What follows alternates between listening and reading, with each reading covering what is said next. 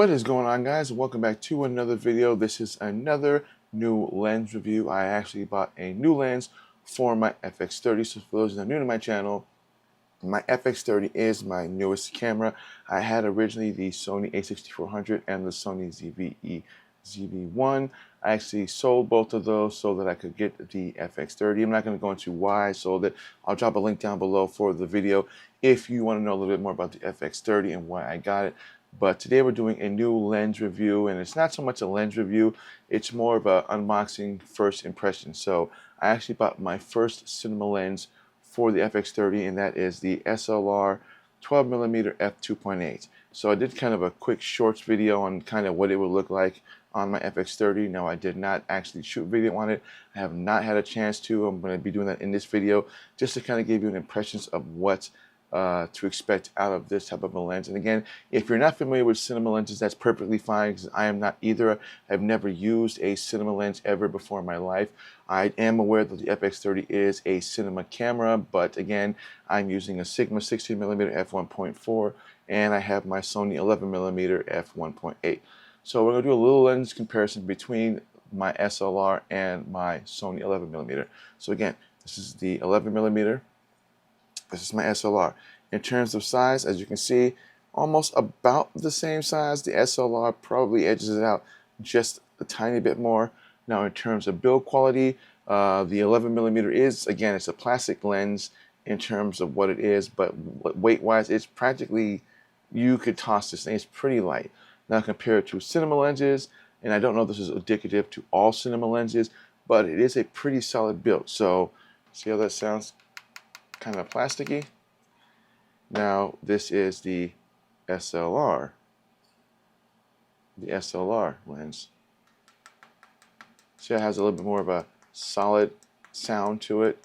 That is the SLR Magic. Now, when it comes to mounting these on your camera, now pretty much all, or I wouldn't say all lenses, but most lenses are going to have a backing that kind of looks like that. That's what you expect to see on a lot of the Sony lenses, a lot of the APS-C sensor lenses, and the full frames, as well as if you have a micro four thirds, or a micro four thirds, or the EF lenses from Canon. That's kind of what they look like.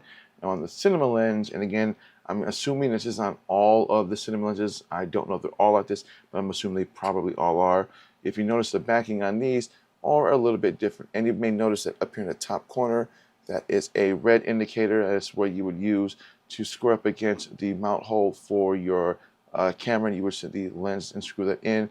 But if you look at both of them, there is a big difference in the lenses. So as you can see on the Sony, notice how it's just more of a flat line around where the lens is at. If you look at the F1 or the SLR, notice how it looks more like a reverse kind of lens, as I guess is what I would call it. But as you notice, you got the little grooves right there as opposed to on here. So you will notice that there is a little bit of a difference between the two lenses. Now again, I've never owned a cinema lens. This is my first time talking about this lens with you guys also. So just keep that in mind. If I do get some of this wrong, I do apologize. So what we're going to do is we're actually going to swap out my Sigma lens, and we're going to try the SLR and see what type of results we get out of this. Now we are shooting on my SLR Magic Cinema Lens. Now again, this is an f2.8. I do have it open at full f2.8, and I do have the focus ring at, I don't even remember what it's at, but I will give you an example of what I mean by focus ring. So again, this is a manual lens. So if I want to manually focus, depending on how much blur I want versus how much I don't want, that would be the first ring. So if I'm swinging it, if I'm clicking it from left to right, it's really sharp. If I go from right to left, you'll notice that it tends to blur as I go all the way to the end. Now again, the purpose of that is, depending on how you shoot your videos, if you want that kind of cinematic blur, you can do that with this. Now, when it comes to this type of a lens and the rig setup you would probably have some sort of a, I think they call them like lens motors, that allows you to remotely, or maybe not remotely, focus the lens depending on the situation, how you want to shoot it. But for me, I'm not really setting up my camera or the lens to do that. I'm not really looking to kind of go into like any type of cinematic production. Again, it's just a cinema lens that I just have wanted to try one and this being the price at what it is, I thought would be a perfect good lens addition to my FX30. And again, I have a link down below for this if you want to take a look. And once you figure out the type of how much blur you want and how much separation, then you just simply just shoot on it. Now again, this is a manually focused lens, so it is one of those things where you kind of have to kind of get it down, and you will get it down eventually depending on how you shoot your videos. But once you figure it out, then you'll generally just leave it in the aperture and focus that you want. But again, I do have this open at full f2.8. I don't remember what the focus ring is at right now, but this is the quality you get. Again, it's an f2.8, so in terms of field of view, this is actually pretty wide for me. This works perfectly fine. As for my Sony 11mm, this is more of an ultra wide, so the 12mm is pretty wide enough for me. I don't really want to go any wider than that, but I do look forward to, and I am planning on buying another Sony camera, so stay tuned for that video when that drops.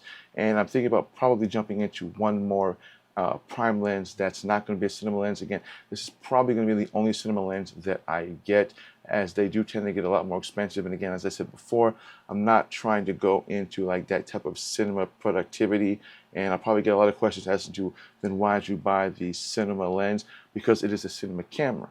And in order for you to actually learn a little bit more about just other than just, you know, simple lenses, your prime lenses, whether it be a Sigma or a Sony, or your zoom lenses, you kind of want to learn a little bit more about other types of lenses, because it will later on help you decide if you want to get into cinematography, if you want to buy cinema lenses, or can you get by with just your simple prime lenses or your zoom lenses or your ultra wide. So that is the basis for me buying the cinema lenses, because I have a cinema camera. I can get a cinema lens if it's worth it. But again, like I said, cinema lenses can be rather expensive. So just because you spend a lot of money on a cinema lens doesn't mean that you're going to have, you know, a much higher video quality, because again, it takes a lot more to learning the differences between a cinema lens versus a normal lens. But this is what you get with that. And this does come, you can get a 62mm thread for this, and I will probably get some sort of a ND filter for this, but I don't see myself doing it right now because we're in the midst of kind of, it's been raining the last couple of days here in Alaska, so I haven't really had a chance to actually take it outside. I know that the camera is weather sealed, but the lens is not, so I don't really want to ruin this lens, because I don't really want to buy another one, as although they're not expensive, it's just I don't want to buy another lens for something as dumb as me taking it outside knowing that it wasn't weatherproof, but taking it out anyways. Otherwise, it's the quality that I'm getting right now and what you would see if you were to get this lens. So what we're going to do is we're going to switch back from the SLR back to the Sigma 16 and then give you my final thoughts. Now we are shooting on my Sigma again. Now again, this is a cinema lens, so who would I really recommend these to? I really can't say, as this is my first cinema lens. I really wouldn't know what to tell you. I wouldn't tell you yes, but I wouldn't tell you no. Only thing I would tell you is that to buy one and try it out for yourself, but I really wouldn't try to go for the more expensive ones, because if it's a lens that you are not familiar with, or something that you don't really want to use, or you're using it and not the way you thought you were going to use it, then I really wouldn't recommend, you know, just buying an expensive one. I would try out something that was more budget friendly. And again, this was a more budget friendly lens for me. And again, I have the link down below if you want to take a look at this. Otherwise, build quality wise, it's pretty solid. I love the fact that it's manually focused as opposed to the Sony 11mm not being, nor the Sigma not being. But again, it depends on your level of learning and how quickly you can learn and adapt to manual lenses versus manual focus lenses versus non-manual focus lenses. But again, that depends on the person and what they are using their camera for. For me, I do a lot of more talking head videos, but I did want something, another lens that was a little bit more versatile. And I know that cinema lenses can be versatile, but it's going to be different for everybody when it comes to using these kinds of lenses. But for me, it was just a natural curiosity of how well will this camera lens work for me if I want to use this in a vlogging style lens like this. And again, if the weather improves a little, I might take it out and I might do a little bit of just some quick videos with it. But again, primarily I just want to buy a different lens other than what I currently have. And the cinema lens sounded like something that would be up my alley anyway, because again, it's a cinema camera, so it made sense for me to try, at least try a cinema lens. So that's all that I got for you guys again today. And I want to thank everybody for watching. Again, if you're new to my channel, please think about hitting that subscribe button, hitting that bell notification. That way you don't miss content when I drop it. And if this video was helpful, please give me a thumbs up, as these likes to help me create better content. And again, this is just kind of like my unboxing first impression of this lens. And I really do love this lens. I mean, like I said, I've never really used a manually focused lens, so something I'm gonna really kind of get used to, and really looking forward to doing a lot more with this. I probably might use this as more of my main vlogging lens for when I'm in the house versus just using the Sigma, but who knows. So I'm gonna thank everybody for watching, and my name is Black Appeal the Apple Guy, and I'll see you guys in the next video. Stay safe.